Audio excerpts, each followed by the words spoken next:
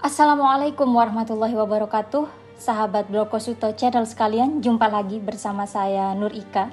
Sahabat sekalian, malam ini kita akan mengulas sebuah informasi yang sedikit memilukan ya. Bahkan sangat memilukan, sangat menyedihkan. Karena hal ini ya, kasus ini melibatkan 3 hal sekaligus ya. Yang pertama, tindak pidana kekerasan seksual, yang kedua pembunuhan, dan yang ketiga proses penyelesaian kasus yang penuh dengan kesewenang-wenangan dan tidak menunjukkan keadilan. Peristiwa naas ini dialami oleh bocah laki-laki yang baru berusia 7 tahun. Kita sebut saja namanya AR ya. Kasus ini muncul ke permukaan bermula dari unggahan salah satu keluarga di Facebook yang mencari adiknya yang sudah tidak pulang selama 2 hari. Dalam pencarian informasi tersebut, mereka menemukan petunjuk bahwa adiknya tadi sempat dibawa bermain oleh pelaku yang menurut keluarga mereka tidak mengenal itu siapa. Singkat cerita, keluarga pun mengunjungi rumah si pelaku dan mendapatkan titik lokasi terakhir di mana adiknya berada. Namun apa yang mereka jumpai ketika mengunjungi tempat tersebut? Anggota keluarga ini mendapati anaknya, adiknya, bocah laki-laki 7 tahun ini sudah tergeletak tidak bernyawa tanpa busana di semak-semak. Kenapa kemudian kasus ini kami angkat? Pertama, semakin kesini dunia semakin liar. Kemajuan teknologi membuat anak kecil ya, bahkan orang dewasa pun menjadi liar juga dengan kecanggihan teknologi yang entah bisa memantik orang berbuat apa. Dahulu, tindak pidana kekerasan seksual barangkali identik dengan perempuan yang pulang malam, perempuan yang memakai baju seksi, perempuan yang banyak teman laki-lakinya. Tapi semakin kesini kita lihat sudah sangat beragam sekali kasus-kasus TPKS yang mencuat ke permukaan. Gak luput juga hal ini, sahabat Blokosuto sekalian. Bayangkan anak laki-laki 7 tahun yang masa depannya masih panjang harus direnggut nyawanya oleh seorang pelaku yang usianya masih 18 tahun. Diduga dia menyodomi si korban, kemudian mencekiknya hingga meninggal. Kemudian yang kedua, kenapa kasus ini kami angkat? Karena tentu saja dengan teknologi yang semakin canggih ya, dan dengan sistem penegakan hukum di negara kita ini, kita punya seperti sebuah istilah yang sangat familiar, mungkin sahabat dengar dan sahabat tahu, no viral no justice. Maka dari itu, kerabat korban, teman-teman korban, keluarga korban meminta kami agar menggunakan akun kami ya Blokosuto untuk ikut menyuarakan kasus ini agar tidak tenggelam. Kita tahu bahwa hukum di negara kita tajam ke bawah dan tumpul ke atas. Dalam proses penyelesaian kasus pembunuhan dan TPKS ini, sejauh ini sangat banyak ditemukan kejanggalan, kemudian misinformasi yang juga tidak sedikit, bahkan tempat di mana korban ditemukan ya tidak diberikan garis polisi. Belum lagi rekonstruksi ulang kejadian dilakukan tanpa adanya pihak dari keluarga korban. Jadi sahabat sekalian bisa bayangkan kemana arah penegakan hukum ini bergulir. Nah, berangkat dari kasus tadi dan dengan fakta-fakta penegakan hukum yang sejauh ini berjalan, maka sebab itu naiklah tagar keadilan untuk Rahim. Dan itu juga ingin kami gunakan, ingin juga kami ungkapkan di channel Blokosuto ini. Dan tentu saja sekilas info untuk Anda ya, banyak kasus TPKS yang korbannya itu menolak untuk berbicara, entah korban ataupun keluarga korban. Nah, dalam kasus Rahim, keluarga sangat terbuka bagi siapapun yang ingin menaikkan tagar ini maupun membahas gitu ya. Bahkan dari keluarga korban pun sudah memberikan izin kepada kami untuk membahas dan mengulas kasus ini. Keluarga korban pun berterima kasih dan bersyukur kepada kami dan kepada teman-teman di sosial media yang menggerakkan hatinya dan juga jarinya untuk menaikkan tagar keadilan untuk Rahim. Kita bahas dari sisi pelaku. Pelaku merupakan anak pensiunan Polri yang berpangkat AKBP. Jadi kita tidak perlu heran ya jika kedepannya dan yang sudah terjadi banyak kesewenang-wenangan dalam penegakan hukumnya. Tentu faktor ini mengancam berjalannya keadilan ya. Kita tahu bagaimana penegakan hukum di negara ini, terutama jika yang berkasus adalah orang-orang yang tidak memiliki kuasa dibanding si pelaku yang memiliki kuasa yang lebih tinggi. Keluarga korban sampai saat ini masih mencari keadilan. Kabar terakhir yang kami terima, orang tua dari korban meminta untuk melakukan otopsi setelah sebelumnya hasil visum menunjukkan tidak ada tindak pidana kekerasan seksual. Hal ini tentu saja bertolak belakang dengan fakta yang dikatakan oleh si pelaku sendiri yang memainkan alat kelamin si korban.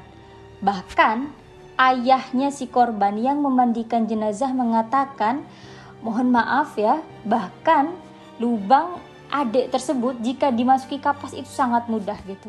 Jadi hal itu menunjukkan bahwa memang terjadi kekerasan di sana dan berarti ada ketidakcocokan informasi di sini.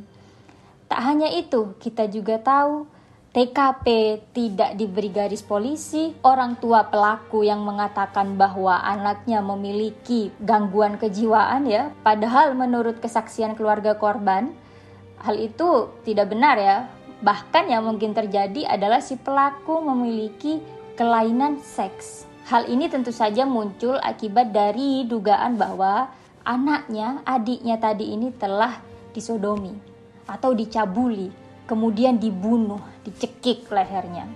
Lebih jauh kami melihat di kolom komentar postingan Instagram ada beberapa netizen yang memberikan kesaksian bahwa si pelaku ini sebelumnya juga sempat mondok ya, sempat mengenyam pendidikan di pondok yang kita kenal sebagai tempat yang seharusnya di mana-mana orangnya harus lebih bisa menjaga pandangan dan sikap, karena itu adalah tempat selain mengenyam ilmu pendidikan formal ya, ada informal juga, yaitu mendalami ilmu-ilmu agama. Tapi ternyata itu tidak berjalan lurus ya, tidak berbanding lurus. Si pelaku dikeluarkan dari pondok karena bermasalah, karena dia nakal kemudian diskors. Bahkan di kolom komentar berbagai sosial media yang memberitakan kasus ini, banyak kesaksian para netizen yang menceritakan bagaimana kepribadian dan bagaimana sikap si pelaku.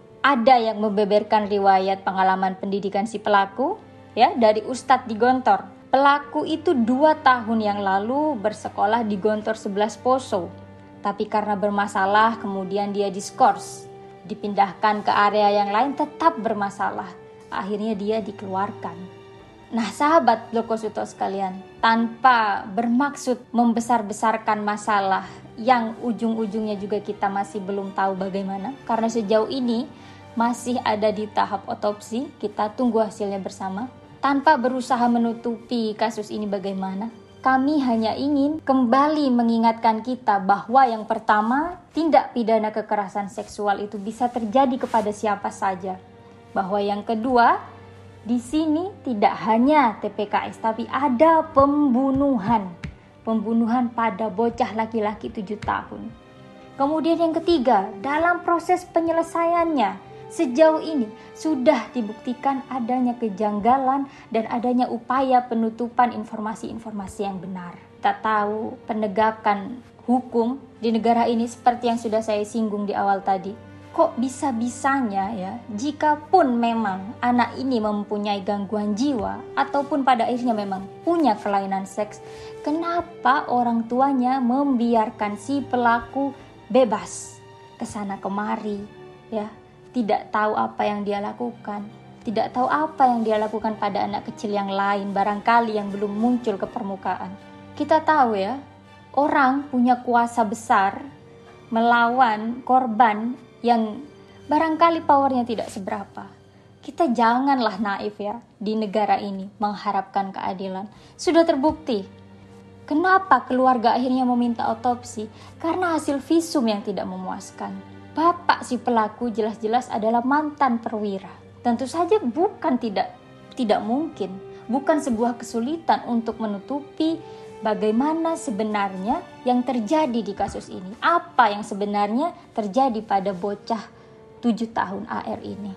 Jika kasus ini tidak diselesaikan dengan seadil-adilnya, bayangkan bagaimana rasa sakitnya keluarganya, orang tuanya, ayahnya yang memandikan jenazahnya tadi, melihat anaknya sudah meninggal ya, sudah almarhum, sementara pelakunya tidak mendapatkan keadilan yang setimpal.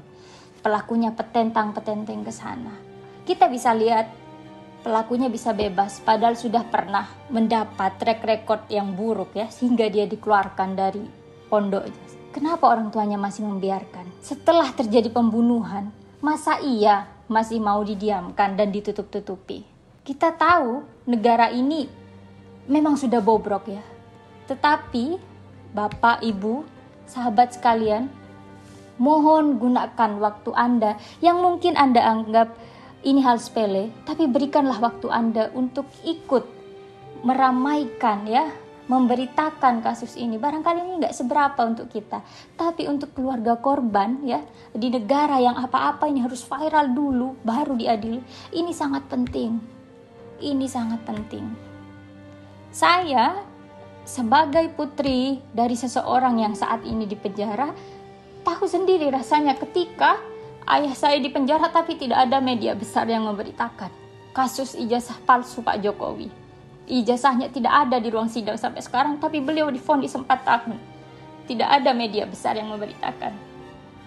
Jadi saya tahu benar rasanya menjadi anggota keluarga yang tidak mendapatkan keadilan.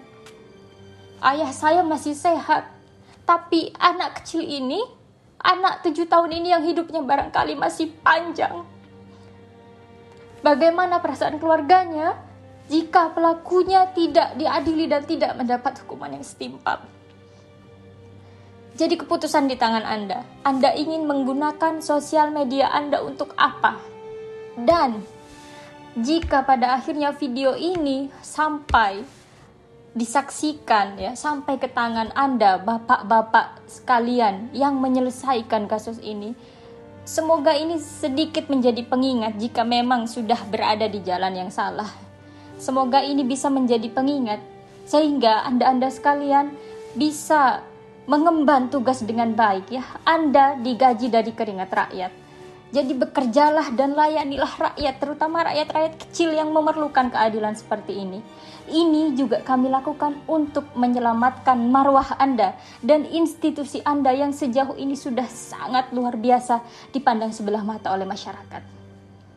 Billahi taufiq wal hidayah. Wassalamualaikum warahmatullahi wabarakatuh.